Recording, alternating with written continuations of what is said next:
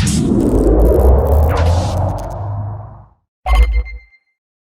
guys, Chaps here, and it's time for another developer stream recap.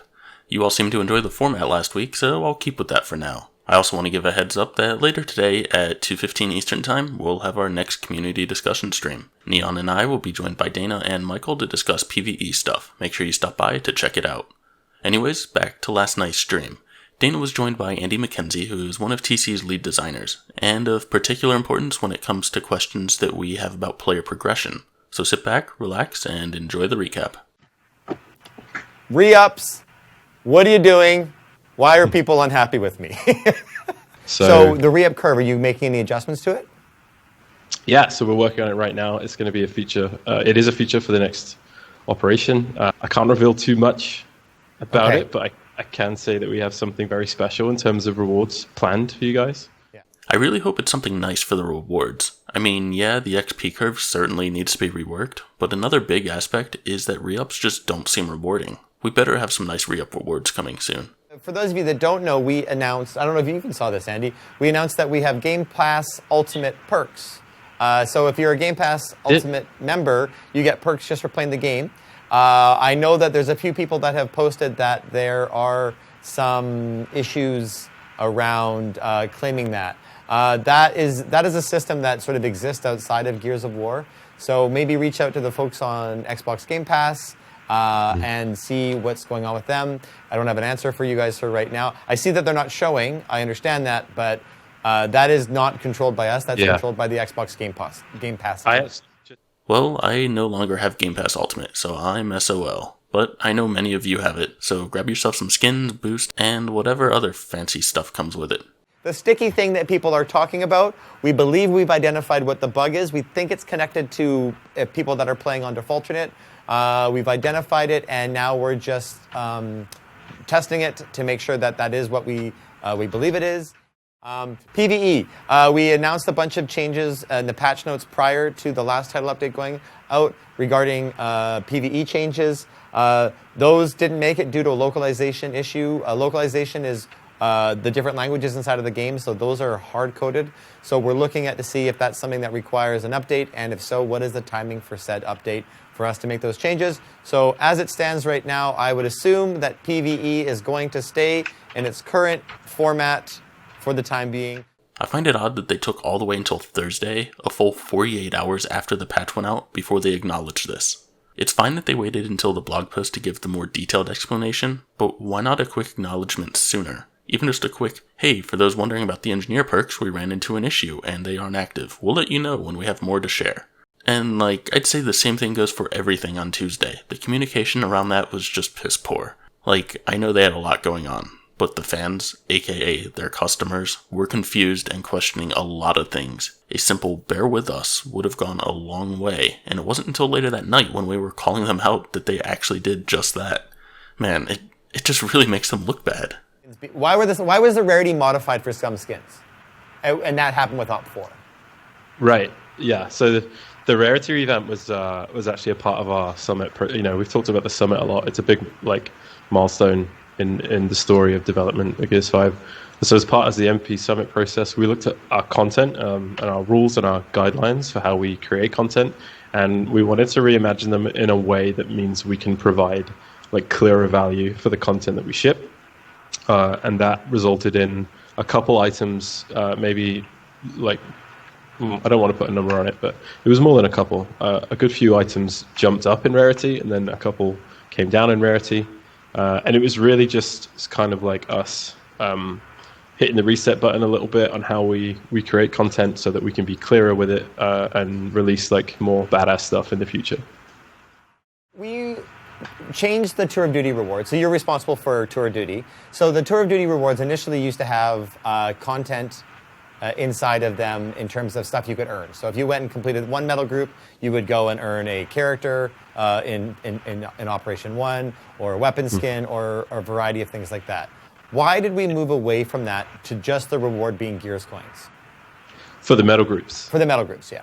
Yeah, so we had a lot, medal groups were a hotly debated topic in terms of so one operation we locked a character behind a PvE medal group, and then you kind of upset one segment of the population, and then you could go the other way and not lock any content behind that kind of stuff. Like I've said before on the stream the last time, I think our audience is so diverse, and they really really love and are passionate about the things that they love in Gears 5. So our Versus community is like super passionate about that, and they don't want to miss out on stuff just because they don't like necessarily to play Horde as much as other people, and vice versa. So what we try to do with the Gears coins system is like open it up for everyone. Like you can earn this currency and you can really go after the content that you want that's important to you. And maybe we went a little bit too far in terms of like getting rid of the exclusive items from the medal groups, and it's something that we'll think about in the future. But yeah, I think we'll land it. Yeah. It kind of bothers me that Dana skipped over the second half of this question. This was a follow-up to the previous time Andy was on, and Andy gave the same answers last time, hence the whole point of the second half of the question. The second half was around why not leave those chase characters in for the medals so that people can get them, but then next operation, add them to the store. This keeps the characters in with some timed exclusivity, but doesn't permanently block out people who don't want to play those modes. Farmer Dom being held over for 1 week. Why did we pick this week to extend them out? We honestly we always planned to experiment with the length of exclusivity that we gave to the Iron only members of the store. It makes sense that it would be more than a week. I honestly was kind of shocked that it was a week to begin with, and they never really actually stated anywhere that it was just going to be a week.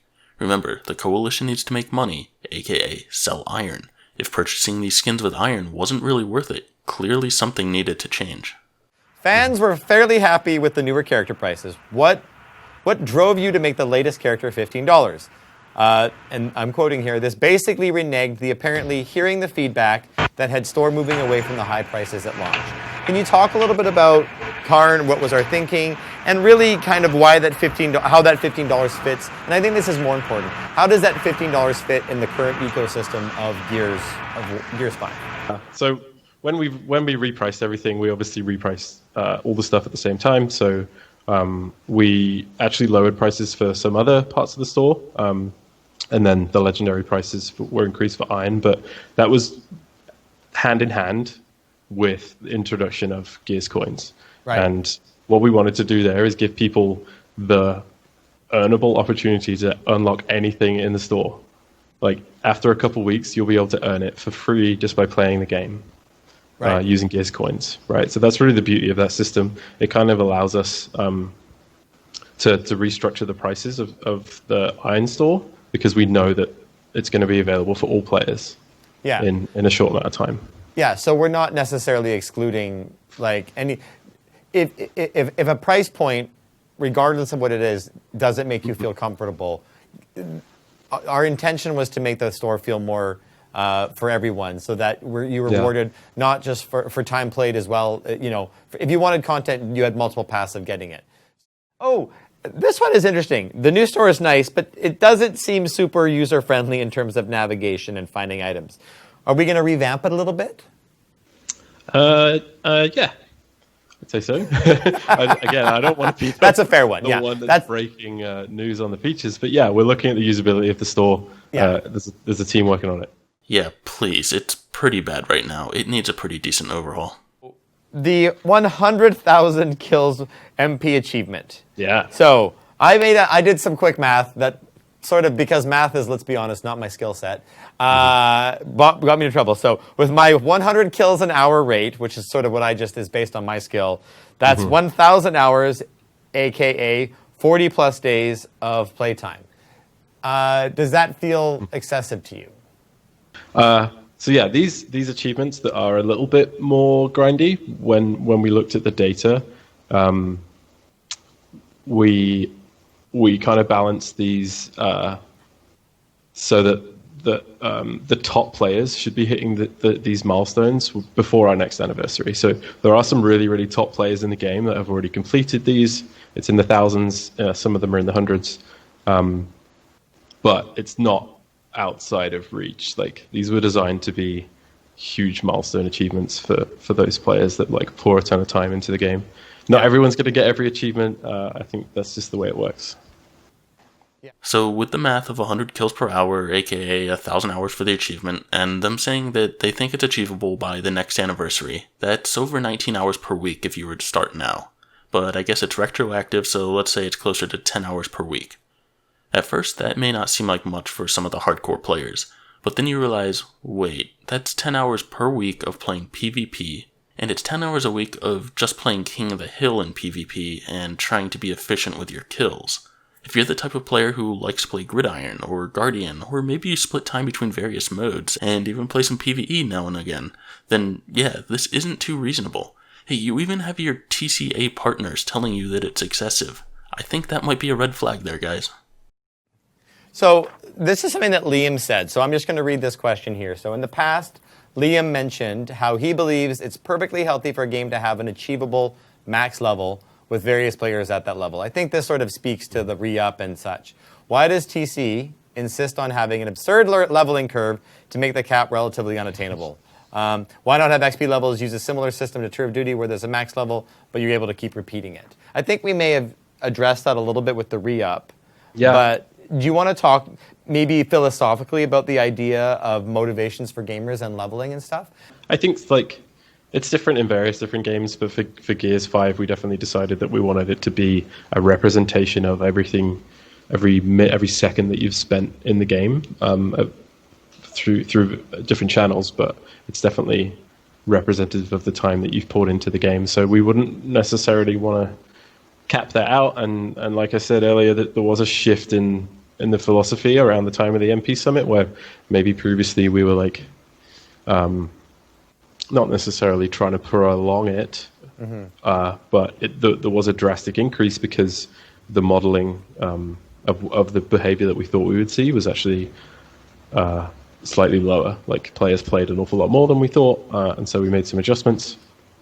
But now we're going to correct those within the next operation. So, basically that answer was, no, we don't think there should be a cap. People should be able to keep going forever. I gotta say that I disagree with this. Think of Gears 3. There used to be a sense of pride with each re-up. Yeah, you want new players to stay engaged. Well, how about you give them some reasons to keep playing?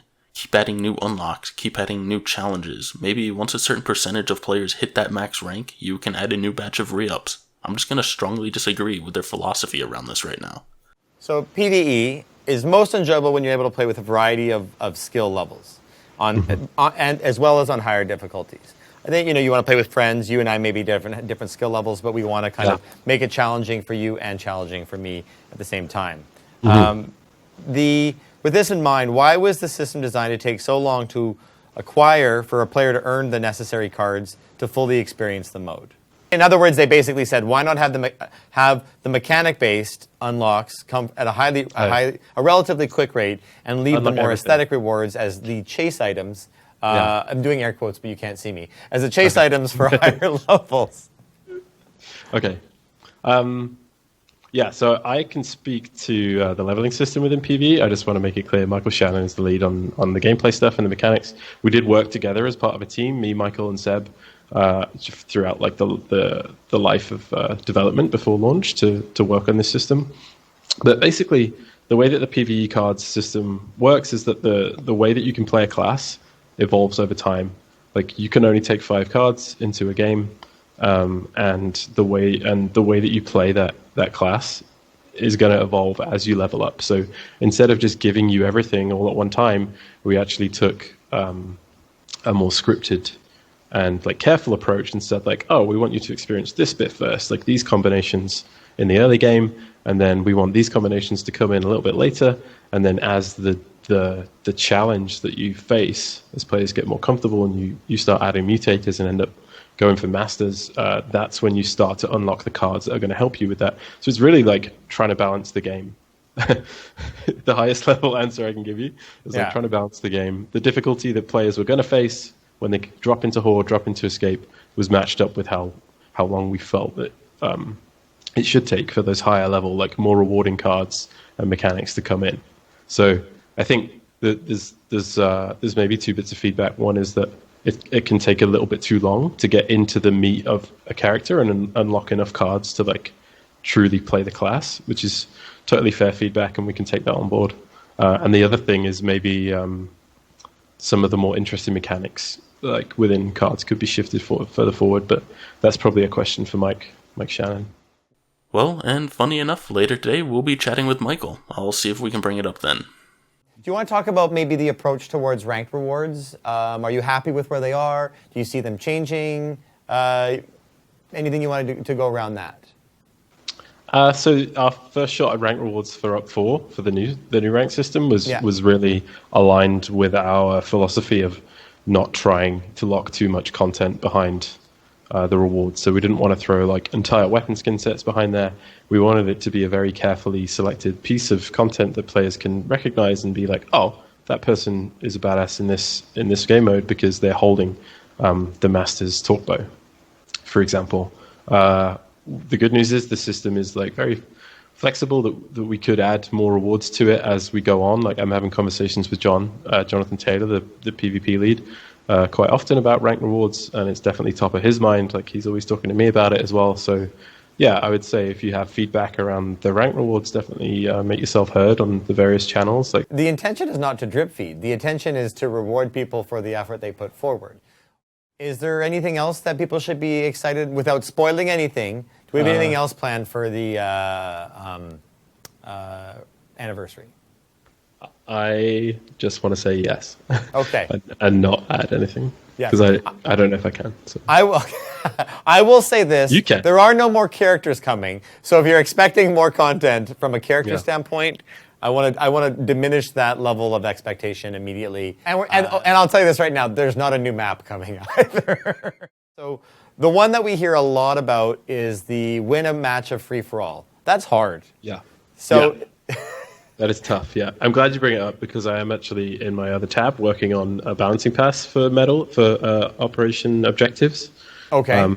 And we should hopefully be able to bring some updates to the objectives this operation. Oh, good. Yeah, I don't want to promise it, but we're going to try. And in the example that you gave, winning a match of free-for-all is very hard. We're going to balance it. I like the suggestion of top 3. I think that's good. Like we wanted to capture the essence of like do really well at free-for-all. And winning is really. I haven't even got a win in that mode yet. So that's just a medal, right? It's not a daily objective. At least I haven't seen that as a daily objective. So I'm not too worried about that one. It just gives some stars and coins. What I'm more worried about is the actual balance of the daily objectives. Let's see if they actually hit on that at all.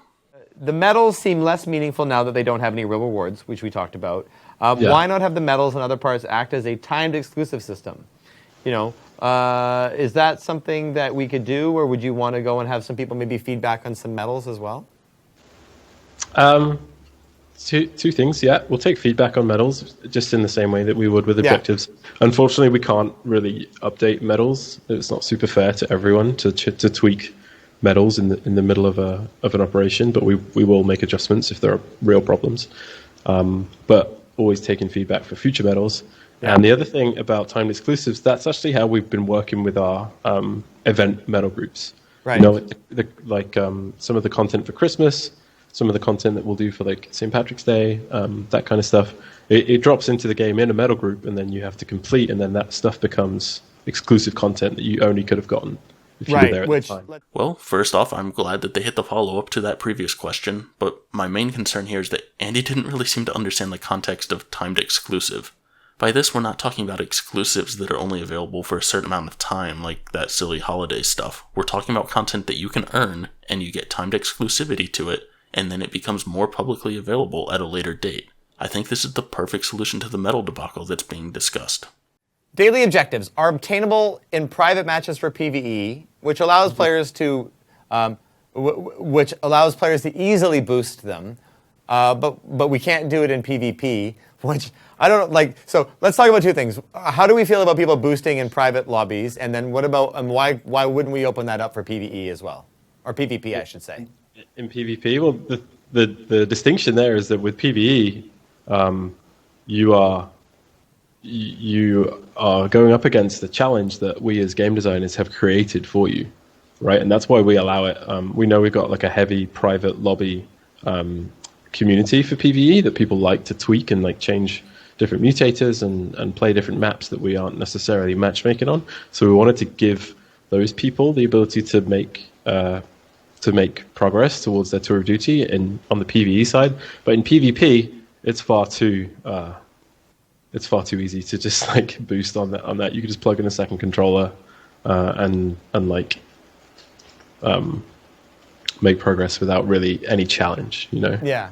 But So we somebody think here this is says fair. co-op versus AI is still boosting. So how is that different? How is co-op versus AI different from PvP? Yeah. Lobby, private? Yeah. Well, Yeah. co-op versus AI is still a challenge that we as game designers have put in front of you, right? Yeah. Like people have different opinions about how the co-op versus AI bots play and that kind of stuff. But at the end of the day, that's the distinction that we've made, is that if you are defeating a challenge that we put in front of you, then you can have reward progression towards that.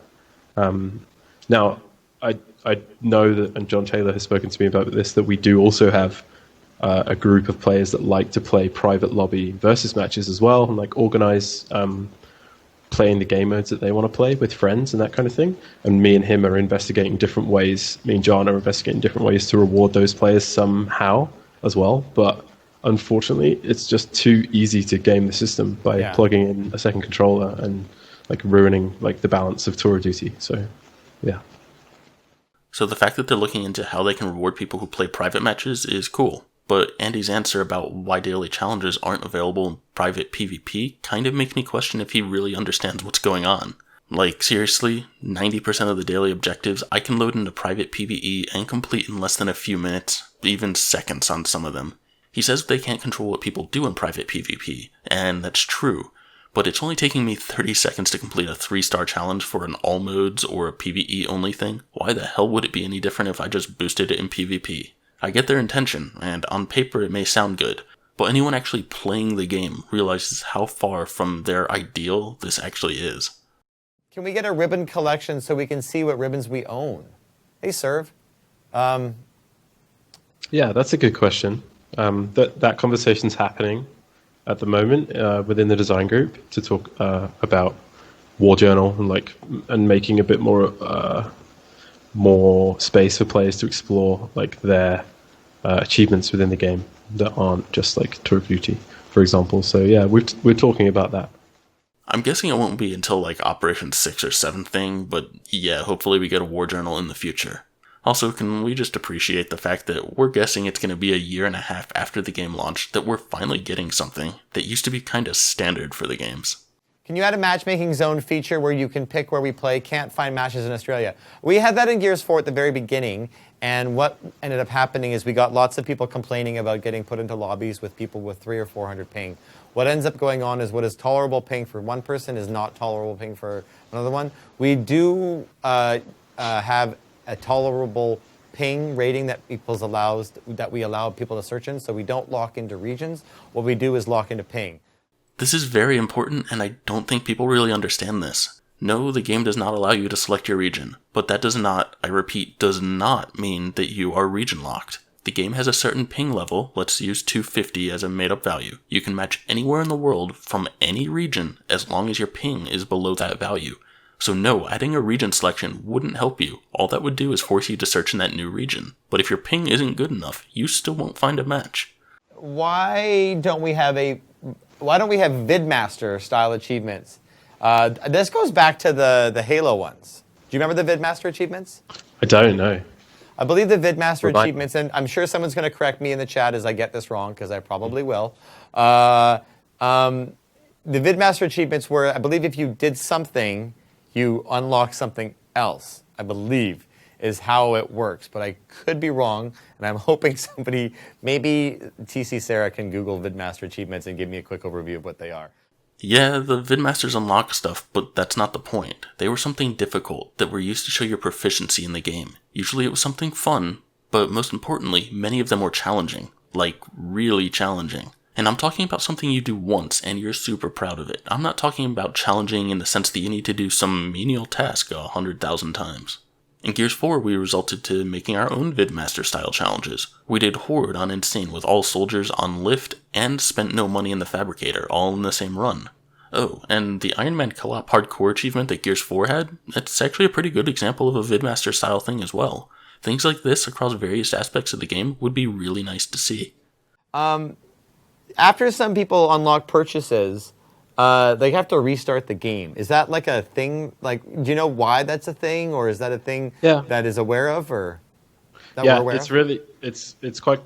It would be a lengthy discussion. It would probably take the rest of the stream to explain how it works. But basically, on the back end, there's like a service that says that the player has this thing, and sometimes that message doesn't arrive before you get to the screen. And so the easiest way to just speak to players about it is just like reset your system, and you'll see the content like straight away.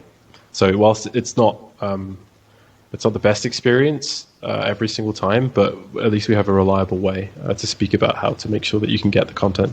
Yeah. Yeah. Is there a fix or anything that we can do to make it a little more elegant? That's outside of my expertise. If you want to have an online services engineer, come on. Talk about. No, but like seriously, this crap is annoying. People have been complaining about it since the tech test. The fact that this issue has persisted for so long and is basically exclusive to Gears 5 really doesn't speak highly of things. Come on, this is a AAA first-party game. We fans deserve better than this. Are any plans to increase the amount of drop cards for 50 wave variant? And Frenzy, Escape rewards more cards for less time investment. This is a good question. I like this. Yeah.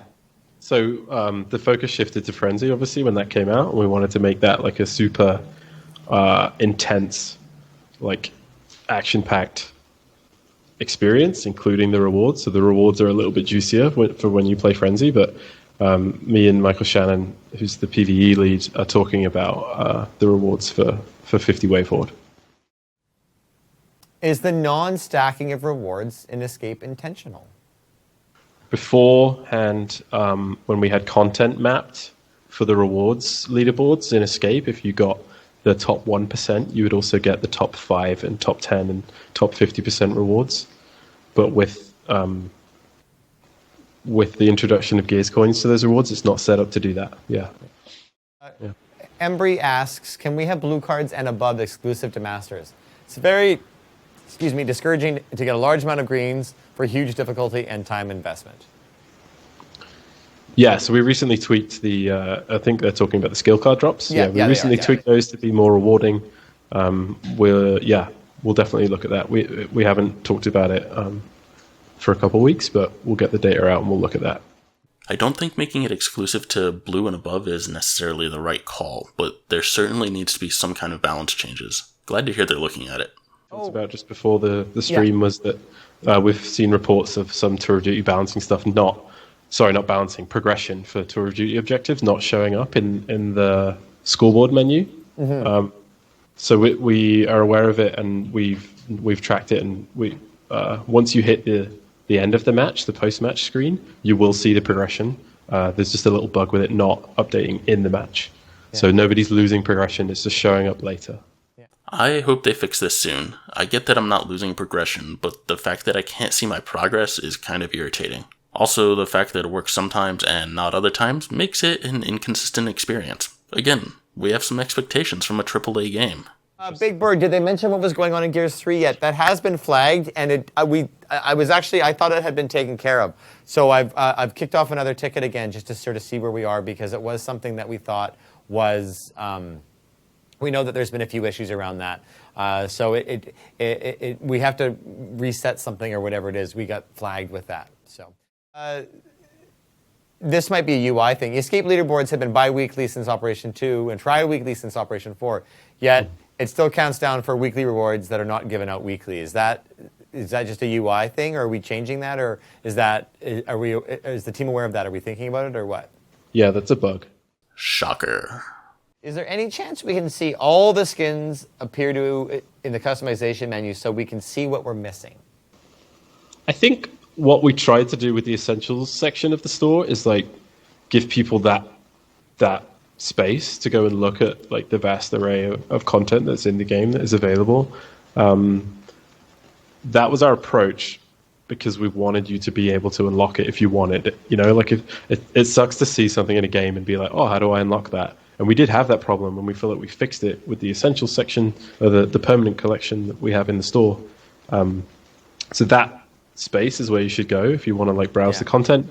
The stuff that doesn't show up, it doesn't show up for a reason, probably because you can't unlock it. So, why not add placement games so that genuine bronze players don't have to spend 2 days getting stomped by Masters players?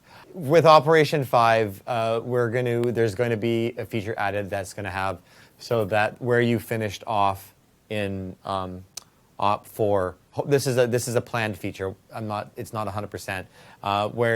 So not everybody's going to get reset into bronze. So you could get spread out a little bit more. So we start the season with a little bit more of a healthy distribution.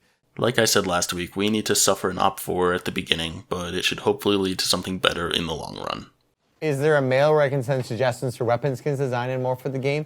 That's a good question. And I think that's something that I want to talk to the weapon design team about, if we could do a character, I know we did one for Gears 4, about is there like a fan art contest or something. So that's something that I need to speak with probably Josh, who is our multiplayer art director, about seeing if that's something that he would like to do, and we want that to happen.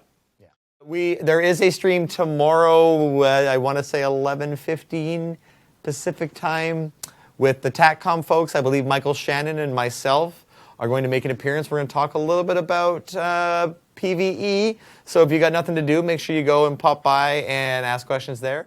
And like Dana said, join Neon and myself as we chat with Dana and Michael Shannon about some PvE stuff. That stream is today at 2:15 Eastern Time or 11:15 Pacific Time, for those of you who are watching this video when it goes live.